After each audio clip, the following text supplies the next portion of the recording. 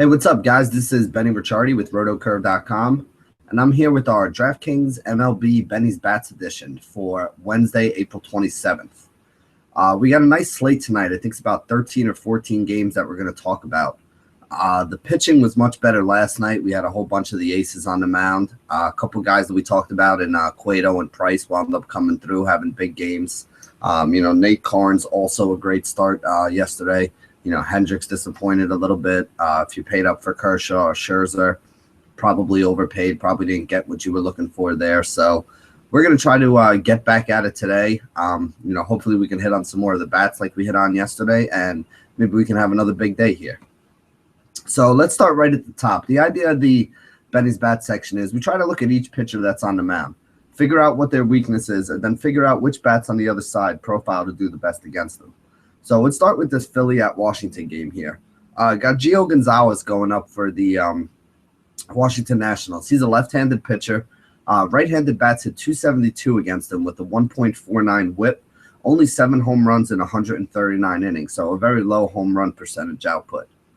Looking at that Philly team, a couple of the guys who we want to look at, 2 guys who have come back to the lineup after injury are actually 2 of their best hitters against left-handed pitching. That's Darren Ruff with a 456 WOBA and a 282 ISO. Those are elite level numbers that he has against left-handed pitching.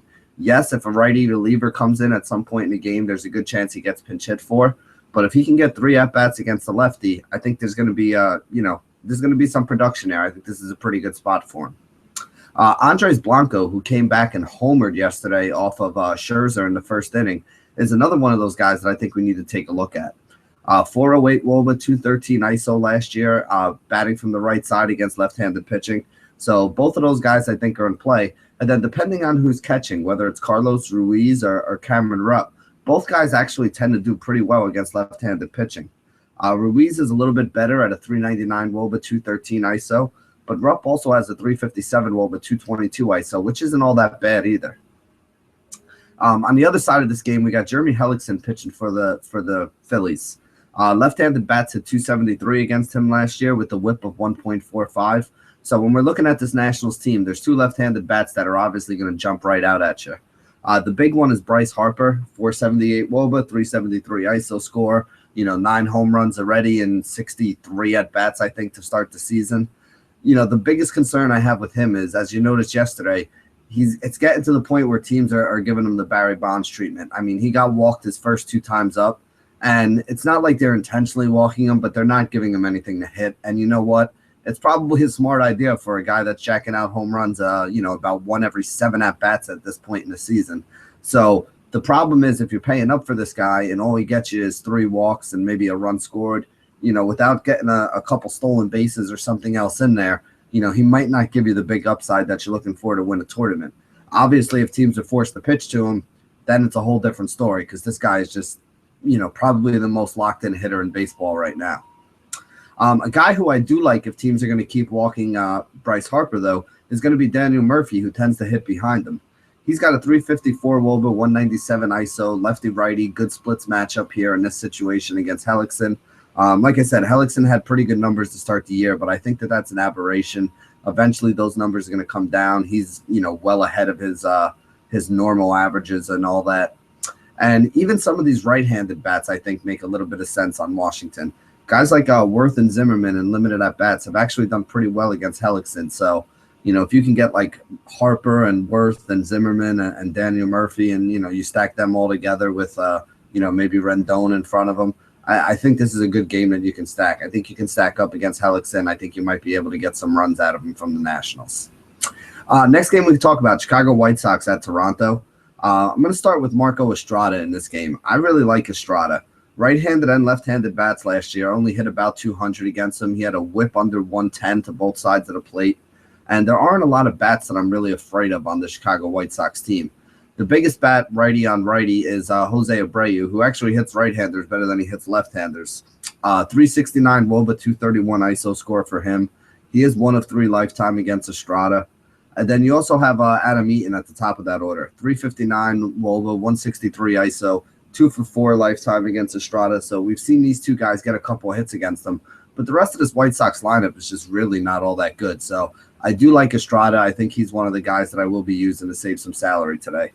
I also really like him because we got Jose Quintana on the other side. Quintana's been lights out to left-handed bats, but there really aren't a lot of left-handed bats in this Toronto team. The problem I have is right-handed bats hit 283 against him with a whip of 1.32, although he did only give up 11 homers in 159 innings, which is not a ton of home runs, for the amount of innings he pitched against right-handed batters. I think you can look at almost all these guys. We have Carrera's been leading off lately. Limited at bats, but a 382 WOBA, 184 ISO to start it off. You got the big bats like Donaldson, 454 WOBA, 369 ISO, 3 of 9 lifetime against Quintana with a home run. Joey Batista, 374 WOBA, 231 ISO. He's actually been struggling a little bit. Edwin Encarnacion, another big home run yesterday off a lefty and Sale, 365 WOBA, 207 ISO, 413 lifetime against Quintana with a home run. And then even a guy like Troy Tulowitzki, 362 WOBA, 173 ISO, 1 for 3 lifetime with a double against Quintana. So I think you can look at these right-handed bats. I know if you look at the numbers, so far this year, the Toronto has not hit well against left-handed pitching, but they've also faced some pretty good left-handed pitching, which includes a guy like Chris Sale yesterday, and they actually did even get the Sale for a couple runs. So to be perfectly honest with you, I still think this Toronto team is a team that historically has mashed left-handed pitching. You look at some of the guys towards the top of that roster, their career WOBAs, their career batting average, their career number of home runs against left-handed pitching. I think this is just an early season aberration that they're not hitting lefties. This was one of the best teams we've ever seen in major leagues against left-handed pitching last season, and it's basically the same cast of characters that's back. So I think they do eventually turn it around. Next game we can talk about, we got Atlanta going up against Boston. Bud Norris pitching for Atlanta. Left-handed bats tend to have a higher average against them. Again, we're going to say the same thing we said yesterday. If David Ortiz plays, he's in a good spot. David Ortiz is a DH right now. They're playing in a National League park. They lose the DH, and they've been hesitant to use him at first base. So if David Ortiz doesn't start, you get Travis Shaw sliding back up into the cleanup spot.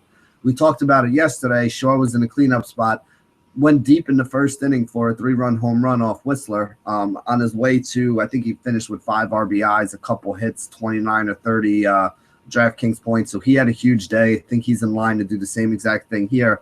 Gets another guy who's weak against lefties. He's going to be hitting in the cleanup spot. Travis Shaw, definitely somebody I want to have some exposure to on this Boston Red Sox team.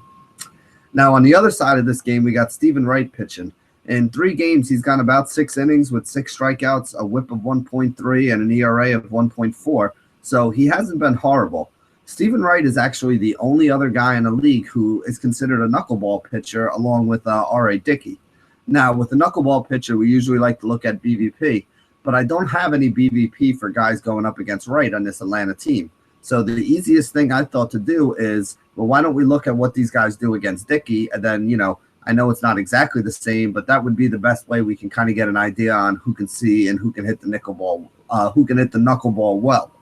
Now, when you do that, there's one guy that stands out right away. Freddie Freeman against R.A. Dickey was 11 of 23 lifetime with 4 doubles and 3 home runs. So not only does this guy see the knuckleball well, but he obviously can hit it pretty well too. So I think Freddie Freeman is somebody that I definitely want to have some exposure to here, because Wright is the other guy that throws the knuckleball. So if he's going to throw the knuckler the same way that, R.A. Dickey throws it, I think Freddie Freeman's going to be one of those guys that it's not going to affect, and he's going to be able to mash. So Freeman, the one guy on that Atlanta team that I want to have some exposure to on my lineups. Next game we can talk about is Baltimore at Tampa Bay. Matt Moore is pitching for Tampa Bay, and he's been solid, although left-handed bats have actually had a little bit of a better, easier time against them. So lefty on lefty, I guess, is the way you want to go with Matt Moore. Really not a lot of guys on this, Orioles team that do good in lefty on lefty matchups. The best one's probably Chris Davis, and, he would probably be the one guy I looked at. I do like guys like Trumbo, 386 WOBA, 289 ISO. Machado actually does much better against righties. He does not hit left-handed pitching as well, so he's probably somebody I won't be using today. I do like Adam Jones, though. Adam Jones is 11 of 24 lifetime with 2 home runs already off Matt Moore, so I think he's somebody who's always hit left-handed pitching really well. I know he hasn't had a, huge start to the season, but I think in a lefty matchup, Adam Jones, somebody else I wouldn't mind having some exposure to, especially on sites where he's still listed pretty cheap. On the other side of this game, Chris Tillman is a guy who is actually giving up reverse splits. Right-handed bats tend to do a little bit better against him. They had a average of about 260 over the last couple of years with a whip around 140 each season as well. So the two guys I would look at, you got Logan Forsythe, who's 7 of 22 lifetime against Tillman, and then Evan Longoria, who's actually 51 lifetime against Tillman with 7 home runs. Excuse me. That's right. I'm going to say that again. 17 of 51 lifetime against Tillman with 7 home runs. I had to actually go back and double check that because that's a decent enough sample size that you could pull out of it. And at the same point in time, 7 home runs and 51 at-bats against somebody, that's a significant number. That means he's homering 1 every 7 at-bats or once every other game. So I think Evan Longoria is definitely somebody that we want to have some exposure to at third base today as well. Next game we can talk about Cleveland at Minnesota. Now, Minnesota called up Jose Berrios, and he's their young stud pitcher who's going to be making his first major league start. Kid was lights out in the minor leagues, so I'm not really sure how that's going to translate to the majors. What I do think is they're going to kind of take it easy with him. It's probably only going to go 5-6 innings max. Usually the first time a team sees a new pitcher, they struggle. And, this Cleveland lineup isn't all that great anyway. 2 guys who I really like, and it's really only one guy and another guy who I'm looking at as a flyer for tournaments. I really like Jason Kipnis, hit a home run to start the game off the other day. Yesterday, 392 WOBA, 166 ISO, hits very well against right-handed pitching, lefty-righty matchups. The other guy is Michael Brantley, who just came back basically 2 games ago. Pitched hit 2 games ago, got his first start yesterday. Didn't really do much with the bat. Probably going to take him a little time to get back into shape. But when this guy's right, he mashes right-handed pitching. 385 WOBA, 187 ISO since the start of 2015. So I think those are the 2 lefty bats that you really want to try to attack this kid with. But I'm kind of just taking a wait-and-see approach. I may have some shares of Kipnis. I may throw, Brantley on one tournament roster or so. But I want to see this kid Berrios is supposed to be very, very good. And I don't really want to attack him if he turns out that he's, coming up and pulling like a Matt Harvey or a Jose Fernandez and just mowing guys down. So I'm interested to see this kid pitch. I think he's going to be a good one from what I hear. I do think that if, they're going to get to him, it's probably not going to be this game. Like I said, he's only going to go 5 or 6 innings anyway. I don't want to start him, but I don't know if I'm really willing to take bats against him either. On the other side of this game, we got Josh Tomlin. And I actually really like Josh Tomlin here. I mean, right-handed bats were the better split against him, even though he was a righty. And they still only hit 235 with a 1.11 whip. He did give up 9 home runs in 30 innings, which is obviously alarming. That's basically better than, it's like 1 home run every 3.5 innings, not even like 3 1/3 innings in 2015. But he's facing a bad lineup here today. You got Miguel Sanu, who hasn't really had a great start to the year, 380 WOBA, 238 ISO. Really the only guy that stands out on the numbers. The only guy who's a left-handed bat that I'm even a little worried about towards the top of this order is going to be Joe Mauer. Like I said, Mauer's a guy who's starting to see the ball pretty well. Doesn't have the power upside, but he has been, lacing singles and doubles and getting on base towards the top of that order. So those are really the only 2 bats there. I think Tomlin could be a sneaky option. Although I guess you can also look at guys like maybe a Dozier or, anybody that has home run power, because it's pretty obvious that Tomlin, does get tagged for home run balls every now and then. So that's why I kind of like Miguel Sanu in this situation. Righty on righty, which is where Tomlin struggled more, and somebody who can actually take him deep if he does hit one. So Sanu is definitely somebody I think is in play. Now, next game is one that everybody wants to talk about. We got Pittsburgh at Colorado. Jonathan Neese is going to be pitching for Pittsburgh. Left-handed bats have done okay against them, but right-handed bats have actually been the way to go. 273 batting average, 140 whip, 16 home runs, and 139 innings. There's not really a ton of right-handed bats that we want to target on this Colorado team. You got guys like Story at the shortstop position. You got Nolan Arenado, who's actually better in righty on righty spots. You got Ryan Rayburn, who will probably get a start batting somewhere around the 6th hole. And then after that, you're looking at some of these left-handed bats that I think, you could be in a good spot against Neese. Guys like maybe Cargo. DJ LeMahieu is another right-handed bat you can look at, even though he's going to be towards the bottom of the order. I don't really love the Colorado bats here. I'm not a big fan of Nice. I think they can get to him. I don't know if they can get to him for like 8 to 10 runs, though. I think they get to him for like 5 or 6 runs. I definitely wouldn't use Nice. And I think you can sprinkle in a couple of these Colorado bats, but I'm not really looking to stack them up. On the other side of this game, we got John Gray, the righty, pitching against Pittsburgh. Now, he was horrible in his first start. He didn't start the season with the big club, was rehabbing from an injury, came up, got his first start the other day, and he was pretty bad to both right-handed and left-handed bats. Just looking at the numbers, I mean, the guy who stands out the most is Andrew McCutchen, 369 WOBA, 190 ISO, coming off a 3-home-run game yesterday where he was just an absolute monster against left-handed pitching. He's not as good against right-handed pitching, but he's still pretty solid. You got guys you can look at like John Jaso, Polanco, Joyce, the left-handed bats on that team. You can also look at a guy like Sterling Marte, who actually has decent numbers in righty-on-righty situations as well. So I think Greg does give up a lot of runs. I think you can definitely stack up this team if you wanted to, and I definitely think it'll lead you to some decent runs at the end of the game, just like it did yesterday. Next game we can talk about St. Louis at Arizona. Adam Wainwright's on the mound, and I'm not even going to talk about any of Wainwright's past numbers because this guy's just not right now. This game could wind up being bad. He's giving up a lot of hits. He's walking batters. He's giving up a lot of runs. He's not striking guys out. He's not going deep into the games. I mean, this is not the Adam Wainwright that we know. So if you're sitting there looking at his name and saying, man, I can't take guys against Wainwright, you're right. When Wainwright is right, he's a very good pitcher. But right now, he's not right. And I do think he's somebody that we can pick on. Really like David Peralta, the left-handed bat, 391 WOBA, 227 ISO. His price is still really cheap on almost every site. Hits right in the middle of that order. Definitely somebody I want some exposure to. Paul Goldschmidt, always in play, 407 WOBA, 248 ISO. Another big bat, middle of that order. Right-handed, left-handed, it doesn't matter. This guy mashes everybody.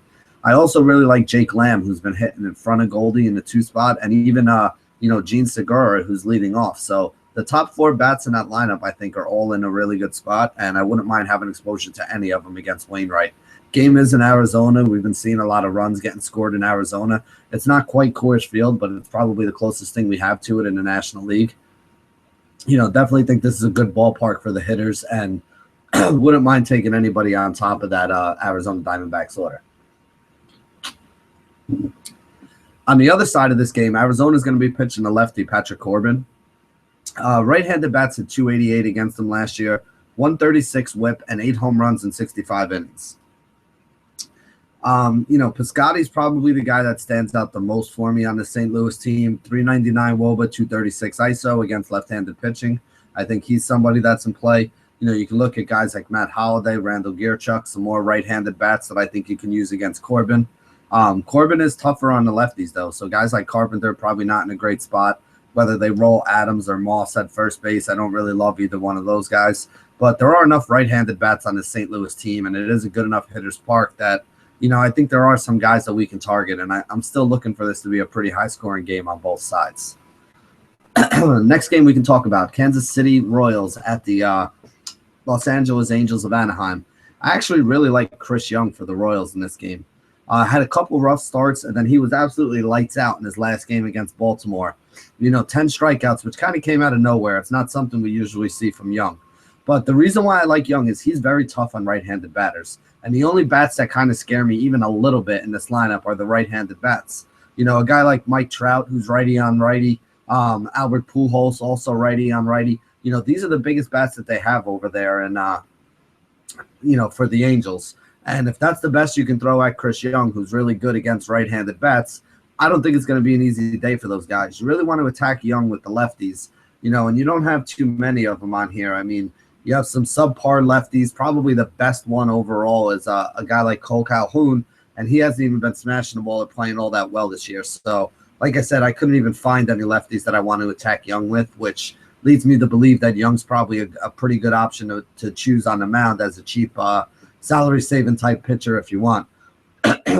Plus, I think that Kansas City does get to Tropiano. Tropiano has a high whip.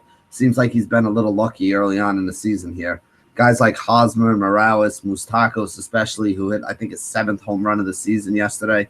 These are guys that I think you can take, the left-handed bats going up against Tropiano. I do think that Kansas City wins this game. So, if you're using Chris Young, you can get the win out of him. I think you can get 6 innings. You're probably not seeing 10 strikeouts again, but even if you get 4 or 5 strikeouts, 6 innings, and a win, you're going to be above 20 fantasy points. And for a guy who's priced at like $6,000, I'll take that any day of the week. That's a great return. Next game is another one that I think is going to be a little controversial here. Cincinnati going up against the New York Mets. Now, I don't know about you guys, but I've watched Matt Harvey pitch. I'm looking at Matt Harvey's numbers. Matt Harvey's not right so far this year. 5 innings pitched, 7 hits, 4 earned runs, 4 Ks, 2 base on balls is what we've seen out of him. That's not the Matt Harvey that we know when he's going good. When he's going good, he's going 6 or 7 innings. He's striking out 7 to 10 batters. He's giving up less than 5 hits. He's walking less than 2 guys. He's giving up less than 2 runs. That's not the guy that we're getting here. Just like I said with Wainwright, don't let the name fool you. Sometimes these guys just aren't pitching as well as they have in the past. And right now, Wainwright is not pitching as well as he did before he was injured. And Harvey definitely doesn't look like he's back in form yet either. So if you're going to have these guys going up there and everyone else is going to be shying away from him, I don't think it's a bad idea to take some bats against him. Like I said, Harvey's not right so far. And I have no problem, taking bats against him because when he's right, obviously he's not somebody that we want to target against. He's somebody we want to be using on the mound. But right now, I don't think I can use him on the mound because he doesn't look good. So a guy like Joey Votto actually stands out to me. 408 WOBA, 224 ISO. He's 3 for 9 against Harvey lifetime with the home run. And that was when Harvey was pitching well. This Harvey that he's getting today, who's not as good a pitcher as the one that, had been doing well against him the past couple of years, I think Votto has a big game here. The only other 2 guys on this lineup that I'd really be looking to use are Suarez and Cozart. If you think Harvey's broken and you think that he's really going to get lit up, then you want to have some exposure to the guys at the top of the order, and these would be some of those guys. They're also doing that thing where they bat Billy Hamilton 9th, so it kind of turns over the order a little bit earlier, and the pitcher hits 8th. So I guess if you want to get crazy, you can put Billy Hamilton in there. Remember, if this guy gets on base, you got a backup catcher now with Darno going out with the injury. If Billy Hamilton gets on base, he's almost a lock to steal second, and a lot of times he'll even try to steal third for you. So I think that if you're going to use these bats and you're going to stack them up, I think taking Hamilton and then rolling it around to the top 3 or 4 guys in that order, might not be a bad deal if you think Harvey's broken. If you think Harvey's going to bounce back and be the old Harvey in this game, then obviously, other than Joey Votto, I don't think anybody makes any sense based on the numbers. Now, John Moscott is a rookie. Hasn't pitched many major league innings. The innings that he has pitched haven't been good. Left-handed bats have done better against him, but right-handed bats have hit him as well. So with this Mets team, I think they're going to light this guy up today. You got a guy like Conforto batting 3rd, 393 WOBA, 271 ISO, a legitimate power hitter. In the middle of that order, still pretty cheap on most of the sites. Definitely want some exposure to him. Granderson, 382, 227. Leading off, left-handed, a lot of power there. Not a great ballpark to hit home runs at home in, City Fields. But again, I think that he's good enough and Moscow's bad enough that, he makes for a really good play. Also got to like guys like Duda and Walker. Those left-handed bats are the way you want to go after Moscott. And then if Cespedes plays, Cespedes came in and hit a pinch hit 3-run home run yesterday to help them win this game. He's a little banged up. He's sat out, I think, the last 3 or 4 games. 387 WOBA, 272 ISO in righty-on-righty situations. As you can tell by all the names that I mentioned, I think the Mets are definitely a viable stack tonight. Not only do I think they're a viable stack, I think they're a stack that, might even be pretty popular because Moscott is not a very good pitcher. And, yesterday they had a tough matchup against Finnegan, who's a lefty, and that's why they didn't do all of that well. But against right-handed pitching, this lineup can mash with all the left-handed bats they have in it. So I do think this is a really good spot for the Mets offense, even though it's not in a great hitter's ballpark at Citi Field.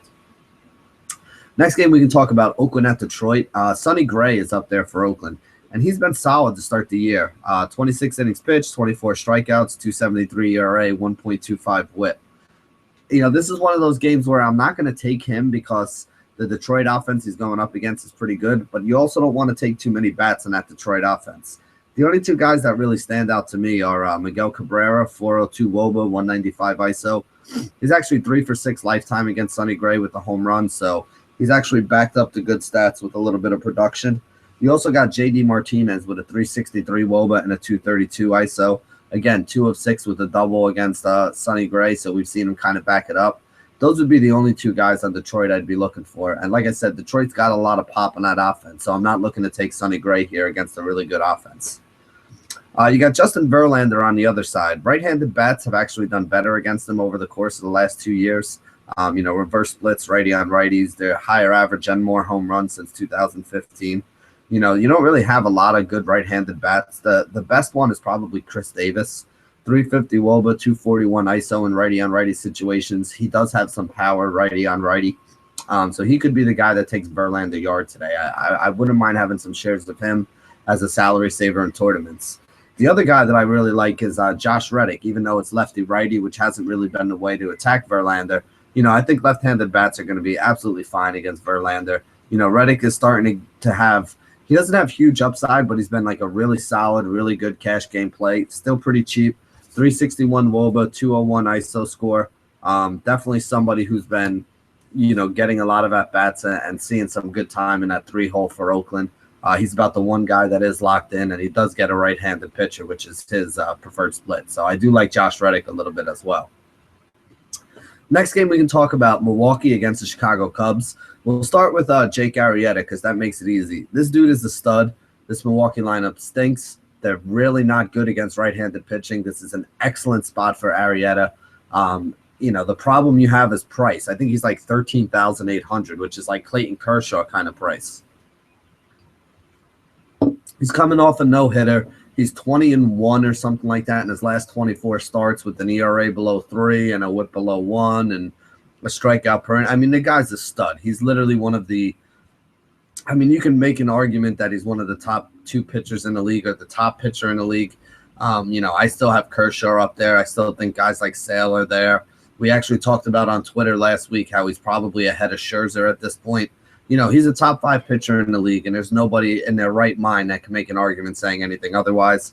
And he's going up against one of the worst lineups in the league. So don't overthink it, especially on a day like today where you don't have 4 or 5 stud options like we had yesterday, with Kershaw and Scherzer and Price and who else do we have? Oh, and Cueto. And, there were even a couple other guys like Keuchel that were a little bit below there. Arrieta is the clear-cut top option. If you can afford him, you take him. On a site like DraftKings, I think he's a little expensive for me. He's like 13.8 or something today.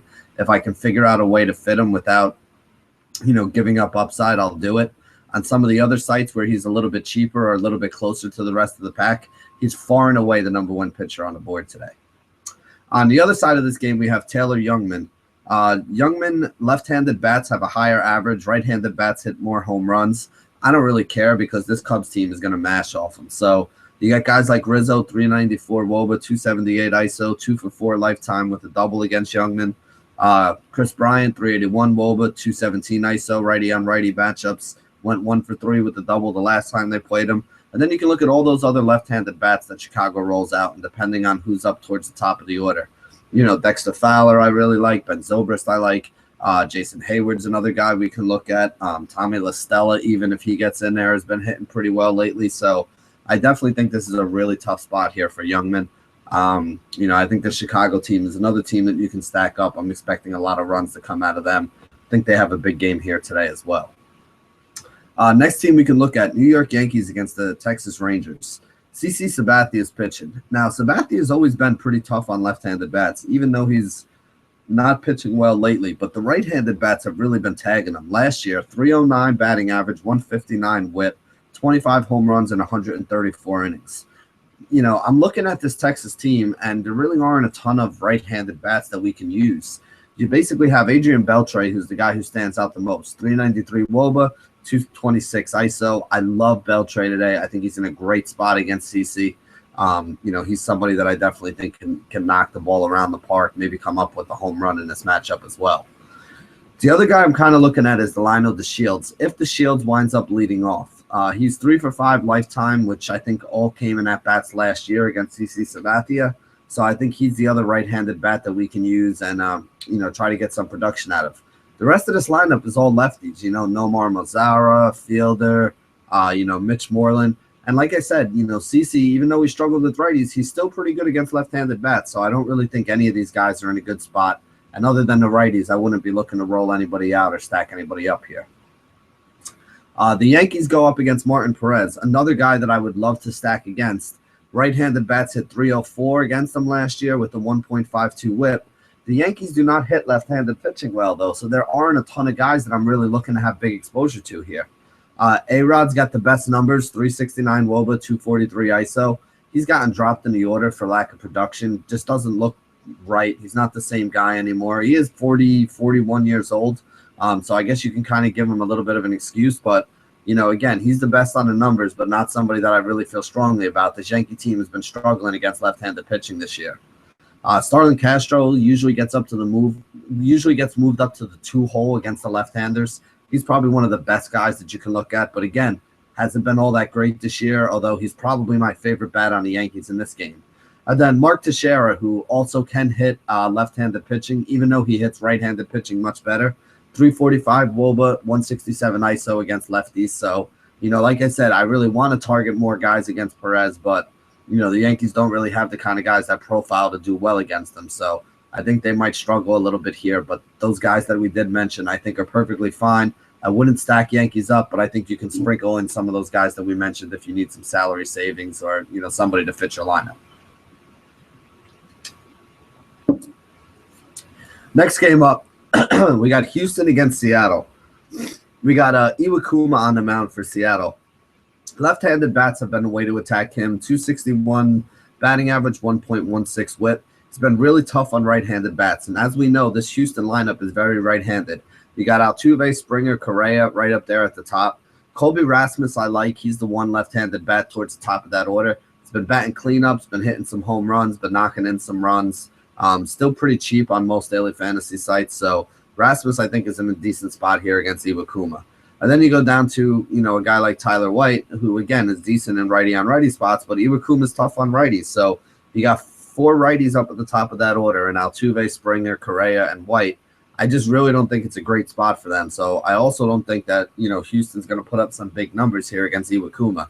There are a lot of left-handed bats down towards the end of the order. Guys like Preston Tucker, Valbuena, Jason Castro. So maybe if you want to use anything or if you want to stack against Iwakuma, you're probably better looking at the left-handed bats and taking something towards the bottom of the order than you are going up and taking some of the right-handed studs that are expensive up towards the top. On the other side of this game, we got Colin McHugh pitching. Right-handed bats, reverse splits, they've actually done better against them. Last year, they had a 288 average with a 138 whip and 11 home runs in 106 innings. The one good righty-on-righty bat on this Mariners team is Nelson Cruz, 366 WOBA, 233 ISO score. Probably the only guy I'd look at in a righty-on-righty situation. There are some left-handed bats that are pretty good. Guys like Robinson Cano and Adam Lynn, 360 WOBA, 193 ISO for each of those guys. So if you want to attack the 2 I'd look at, maybe you can throw in there as well if you wanted to. Last game up on the docket today, we got the Miami Marlins going up against the LA Dodgers. Scott Kazmir is pitching for the Dodgers. Now, Kazmir has a thumb injury on his left hand, which is his throwing hand. He says he's fine. He says he's going to play through it, but the numbers the last couple games say he's probably not fine. There's definitely something going on there that could be an issue. That means that we want to look at these right-handed bats, and we think that, Kazmir could make some mistakes. So we want to look at guys that can take advantage of a mistake if he makes it. Obviously, the guy that stands out right away is Giancarlo Stanton. Missed significant time last year, so the numbers are a little skewed. But since the beginning of 2015, 476 WOBA, 500 ISO score against left-handed pitching. Now, it's not going to stay that high, but even if you go back, this is a guy that's always matched left-handed pitching well. It's definitely an advantage for him. So Kazmir not being 100% and still trying to go today, if that thumb is hurting him and he misses his spot by even a little bit, this is one of the guys that can hit the ball 450 feet and really take advantage of it on him. Another guy who I think has the ability to do that is Marcell Ozuna, who also hits well against left-handed pitching. 378 WOBA for him, 174 ISO. I think Ozuna's in a pretty good spot here as well. So I'm looking for those big power bats on this Miami team. Guys like Stanton and Ozuna are the two that stand out for me, as right-handed power bats going up against a left-handed pitcher. And then on the other side, we got left-hander for Miami. Right-handed bats hit 262 against them last year with a 1.2 whip and 7 home runs in 59 innings. The guys that stand out right away whenever they go up against a lefty, you're probably going to get Kiki Hernandez hitting in the 1 or 2 spot in the order. 5 with 359 ISO since 2015 against left-handed pitching. Those are elite numbers. I mean, that's better than Bryce Harper against righties last year. That's how good those, WOBA and ISO numbers are. So that's the kind of player that you're getting with Kiki when he gets a chance to go up against left-handed pitching. I'm not saying he's better than Bryce Harper. I'm just saying if you look at the numbers, he has better numbers against left-handed pitching than Bryce Harper has against right-handed pitching. And Bryce Harper is the reigning MVP and, what most people consider the best baseball player on the planet right now. Yasiel Puig, another guy who's hitting left-handed pitching incredibly well, especially this year. 380 WOBA, 250 ISO, had a home run the last time they saw a lefty. Has been hitting up in like the 3. He's probably going to be in the 3 spot in this order, although I don't really know because they did get Justin Turner back. I'm assuming Kike leads off. I'm assuming Puig is 3rd. I'm assuming Turner is 5th, and I do like all 3 of those right-handed bats against left-handed pitching. The other 2 guys who will probably fill out that top 5 will be a guy like Corey Seager, who's been struggling a little bit, but I do like him. Lefty on lefty, he's not as good, but I still think he's a viable option in play. And then Adrian Gonzalez, who'll probably be in the cleanup spot here today. Again, hits better against right-handed pitching, but, lefty on lefty, he's not horrible. He's a professional hitter. And after they chase Nicolino in the 4th or 5th inning anyway, he's going to wind up getting at least 1 or 2 at-bats against the bullpen. So not at all opposed to using any of these lefties as well. Definitely think the Dodgers is another one of those teams that we can stack up today. I do think they're going to get some runs, although, Dodger Stadium, not really the greatest ballpark for home runs and, big run outputs. So that wraps it up. That's all 14 games that are on the slate today for MLB DFS. Thank you guys for joining us here at rotocurve.com. And as always, stay classy, DFS.